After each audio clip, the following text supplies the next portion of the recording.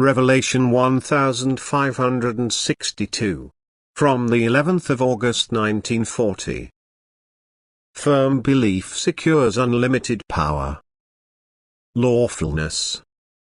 Nothing is impracticable if you stand in rock-solid faith.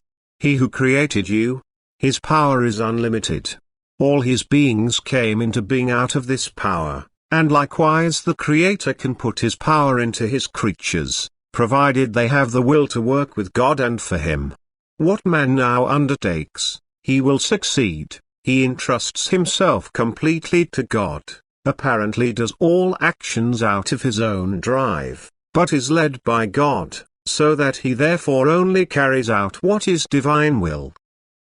And the divine will never be different from the will of an earth child who devotes himself intimately to God, for this will is only something of his own, independent, as long as man, conscious of his own strength, believes himself capable of mastering everything alone. However, if in humility and weakness he surrenders himself, that is his will, to God, this will is now God's property, and he now directs and guides it according to his divine counsel. And consequently all thinking and acting must now correspond to the will of God, so that man always follows the urge of his heart, that is, carries out what his will prescribes him to do. For he now gives up his body, so to speak, so that God helps himself and thus works through him. He is now completely seized by divine power. Nothing is impossible for him, whatever he undertakes. It is divine spirit that now guides man, although everything about him appears earthly and completely adapts to earthly laws.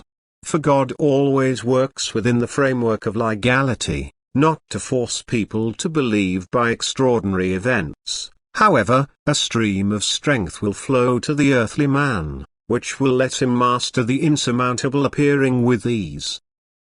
But the faith must be firm.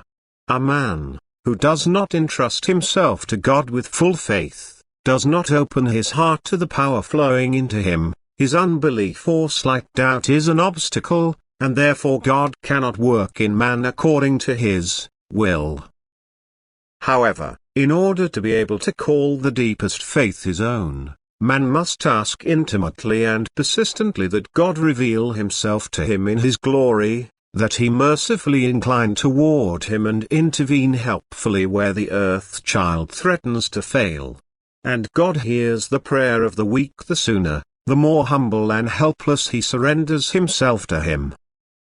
He does not leave a begging earth child in the misery of the soul, and he will strengthen the faith of it at the right time, because he is powerful, and he wants mankind to believe in his power, and therefore he proves this by speaking to people through his servants and also working through deeds, thus transferring his power to all who are loyally devoted to him and joyfully submit their will to him.